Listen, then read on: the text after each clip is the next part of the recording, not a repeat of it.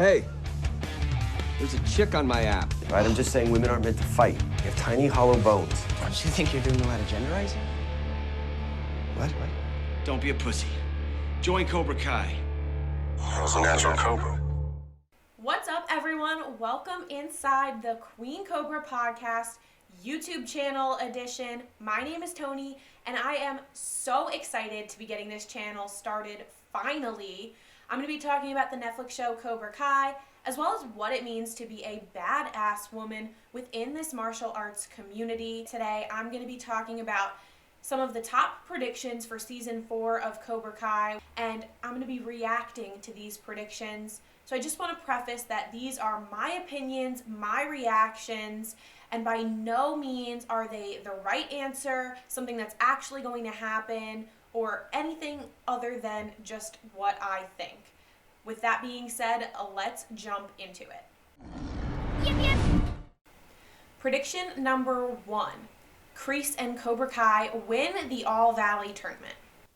I'm 100% on board with this prediction. I think it's bound to happen. We saw at the end of season 3, Johnny and Daniel team up and make a deal with Kreese that if their Eagle Fang Miyagi-Do karate group wins the All Valley, then Kreese and Cobra Kai have to leave the valley forever, but we don't actually get to find out what happens if Johnny and Daniel lose. If you lose, we will lose. So I think we're actually being set up to find out what happens if they lose and see the repercussions they have to face because of that loss. Now, the other thing I think should happen is I want to see this All Valley tournament happen by about midway through the season, by about episode 5, and see Kreese win, see what happens to Johnny and Daniel and the rest of the kids because of that, and finish out the season ending the Kreese storyline, wrapping it up in a neat little box, and getting a bigger, badder, newer villain for a potential season 5. Prediction number 2, Terry Silver will return. Shut your mouth, because what you're saying is beautiful. Yes, please. That is all I can think. At the end of season 3, we see Kreese on the phone with someone, potentially asking them for some help, and it's kind of a no-brainer that this is Terry Silver, as in his hands he's holding the photo from the war of himself, Twig, and Ponytail.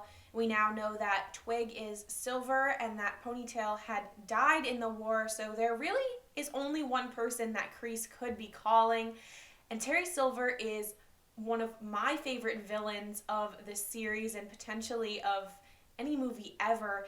Hey, I like that! Oh, I like that, Johnny! I'm gonna use that! I think it's hysterical that this man is so hateful and so willing to enact violence against someone just because his buddy from the war asked him to, and he owes him big time. Terry Silver is a wealthy psychopath, and I think he could really come in and help shake things up. It's the perfect timing. Kreese needs a partner now that Johnny and Daniel have teamed up, and Silver is also going to be able to bring those finances, and I think he can really wreak havoc in Daniel's life, not only with the Miyagi-Do Eagle Fangs, but also in Daniel's professional life as well with LaRusso Auto. So I think Terry Silver would be a phenomenal addition to season 4, and I really hope that we get to see him and that we're not being punked by the big 3. Prediction number 3, Mike Barnes will return as well. All right, so dog, there's some good stuff and some bad stuff here. All right, here we go. Now look, Cobra Kai has given us so many callbacks all throughout season 3. We got little references to the Karate Kid 2, and we got to see some of those characters return. We also got to see Allie from the original Karate Kid movie return in season 3, so it seems like season 4 may play into the Karate Kid 3 as we're being set up for Terry Silver's return. So we may actually also see the return of Mike Barnes, because literally who haven't they brought back? Now, I'm not too sure that I enjoy this prediction because I really just don't see where Mike Barnes fits into this Cobra Kai story. I don't see Kreese and Silver giving him a second chance or another opportunity to prove himself. They just don't seem like the type for that forgiveness. So he won't be a contract fighter for Silver and Kreese again. So the only way that he could potentially fit into this story is to be either Tory or Miguel's father, and that's just a little too intertangled for me. It's too much like a telenovela.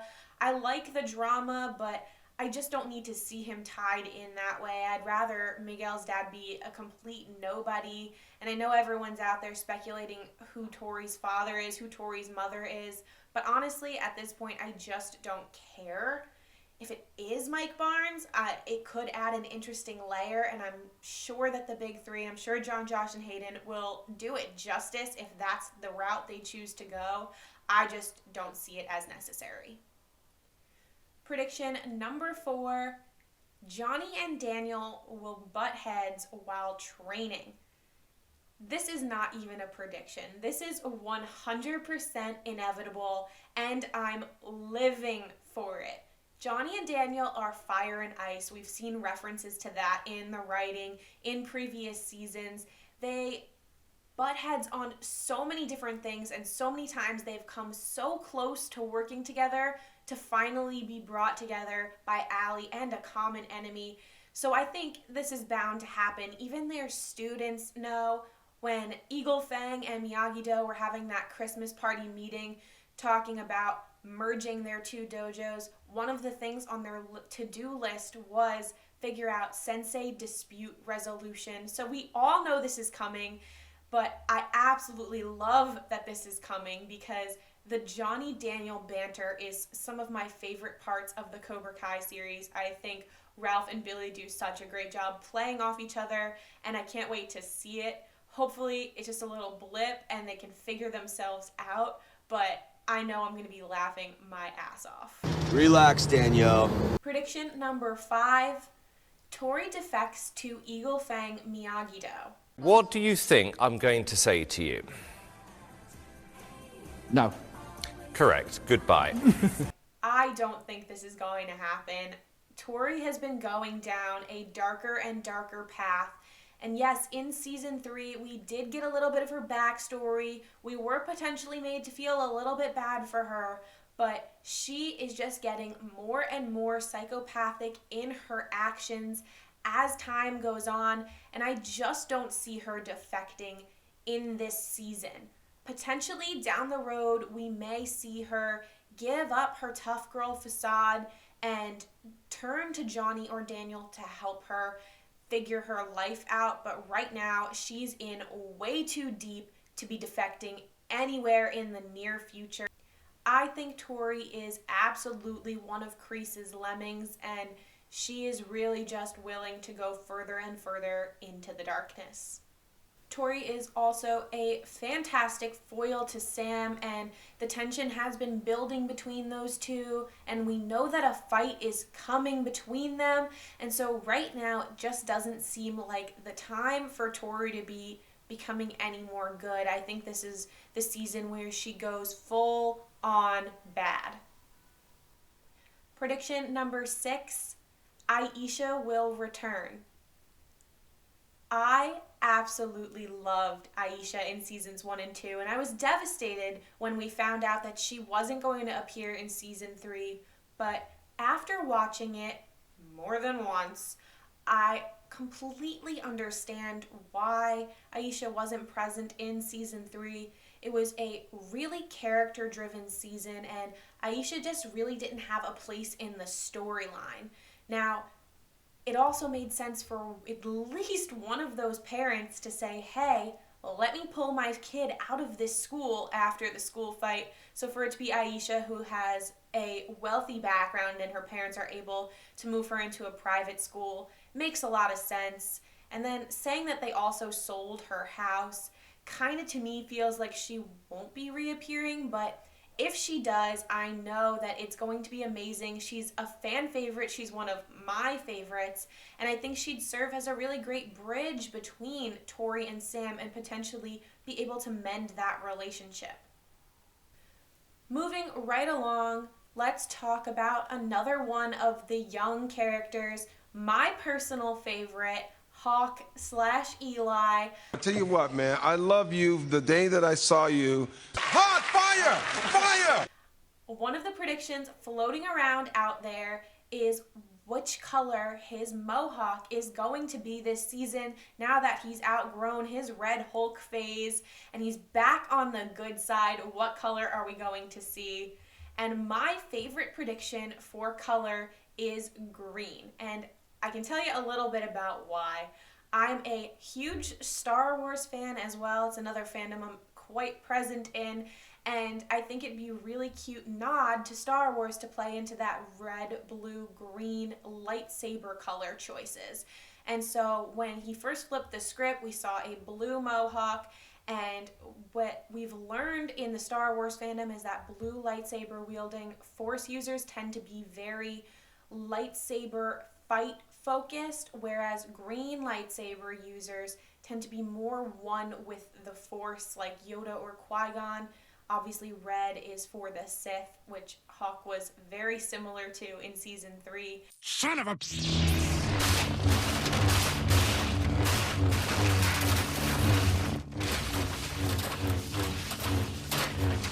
And now that he's back on the good side, training with Johnny and Daniel, maybe Daniel will get him to connect more with his karate and learn to focus his anger into his fighting and use it in a positive way. And we'll see that green mohawk because he'll be more connected to himself and his karate. Prediction number 7, Miguel redeems Robby. I think this is a really interesting prediction. There have been a lot of comparisons made to Johnny and Daniel with Miguel and Robby, and we've seen a little bit of both of them in each character. And so I think it would be really a nice change to not have anything to do with the love triangle, for Miguel and Robby to separate Sam from the situation, and for Miguel to actually be the one to help Robby realize that he's on the wrong side with Kreese and Cobra Kai. All of that being said, that's not the way I'd particularly want it to go. I really think personally that it should be Johnny, Daniel, and Robby's mom, Shannon, who have the biggest roles to play in Robby's redemption. And please, please, please, let's redeem Robby. This poor kid has been through the ringer, and the only person left that seems to care about him is Kreese. And we all know that he doesn't actually care about him, that Johnny and Daniel and his mom all really care about him, but they need to step up, they need to communicate with Robby and put him back on the right path. And I think that that is the more reasonable, more responsible way to take it. But all of that again being said, Miguel redeeming Robby could also be a very interesting storyline, so I guess we'll just have to wait and see in Season 4. Prediction number 8, Kreese goes to jail. Now, I touched on this a little bit before, but I'm really hoping that we do see the end of Kreese by the finale in Season 4, and I think jail is the appropriate place for this man. He has put it off long enough. He has finessed his way out of trouble his entire life. What'd you do, Prison Mike? I stole, and I robbed, and I kidnapped the president's son and held him for ransom. That is quite the rap sheet, Prison Mike. And I never got caught, neither. But this is a broken man who has murdered his commanding officer, is willing to murder Johnny and Daniel. This is a bad dude, and he needs to be put away. This would be, for me, the ideal, perfect ending to the Kreese storyline, is him finally getting some comeuppance and going to prison where he belongs. Prediction number 9. Johnny and Daniel go into business together. This is a really interesting prediction, and I do think we will eventually see this happen, but not in Season 4, in my opinion. Like I said, if things go the way I'm thinking they do, then Johnny and Daniel's Eagle Fang Miyagi-Do will actually lose the All Valley tournament that's coming up.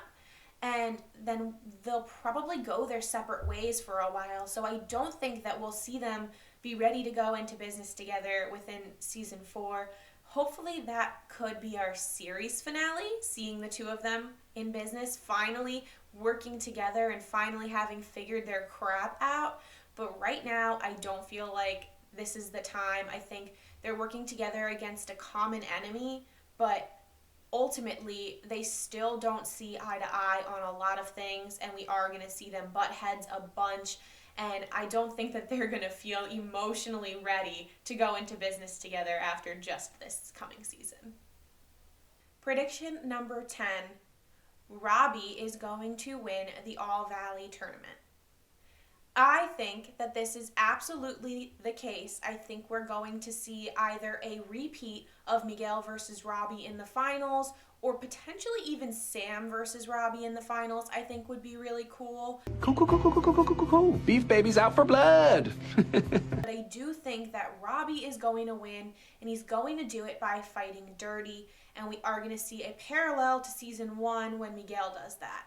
I think that Cobra Kai is absolutely going to be winning this All Valley tournament. I think that's what we're being set up for.